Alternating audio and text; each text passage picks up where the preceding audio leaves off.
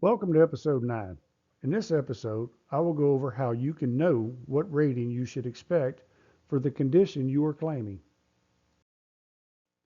It's the severity of your symptoms that determine your rating. Another way to understand it is like this. The VA wants to know how bad your condition is and how does it affect your everyday life. They want to know how it affects your ability to work and how it affects your social life in certain conditions. You find the answer to that question in the same place the VA rater is going to look, in the Code of Federal Regulations, Title 38. In layman's terms, the 38 CFR. The link for this page is in the description below. There's a lot of information on this page, and I could really start chasing some rabbit trails, but let's not do that. I do want to go over the first paragraph to understand how knowing this information can help in the claims process. So let's get into it. This rating schedule is primarily a guide in the evaluation of disability resulting from all types of diseases and injuries encountered as a result of or incident to military service. The percentage ratings represent, as far as can practically be determined, the average impairment in earning capacity resulting from such diseases and injuries and their residual condition in civil occupation. I mentioned this a moment ago. Generally, the degrees of disability specified are considered adequate to compensate for considerable loss of working time from exacerbations or illnesses proportionate to the severity of the several grades of disability. That is, the level that you're limited to in your ability to function.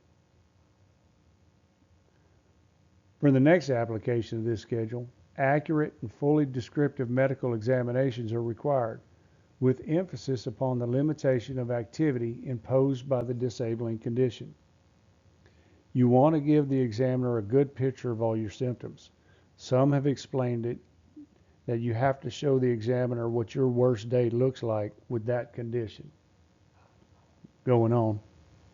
Over a period of many years, a veteran's disability claim may require re-ratings in accordance with changes in laws, medical knowledge, and his or her physical or mental condition. This is the main sentence I want to explain. Your symptoms may not be at the level to be rated at the highest percentage, but over time, if and when your condition worsens, the VA acknowledges that you can come back and seek an upgrade in your rating.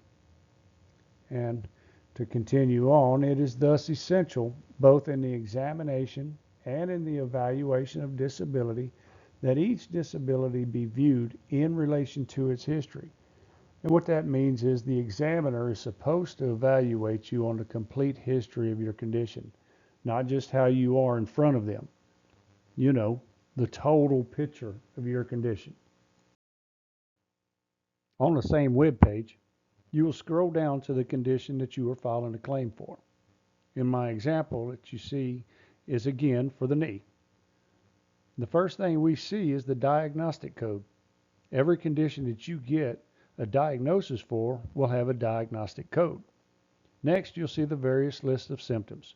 You want to go through the list and see where your actual symptoms line up, either 10, 20, or 30%. Something to note is your symptoms do not need to exactly match as they're listed. Another thing to note is each different condition will have a different series of ratings. What I've given you in this episode is just tip of the iceberg.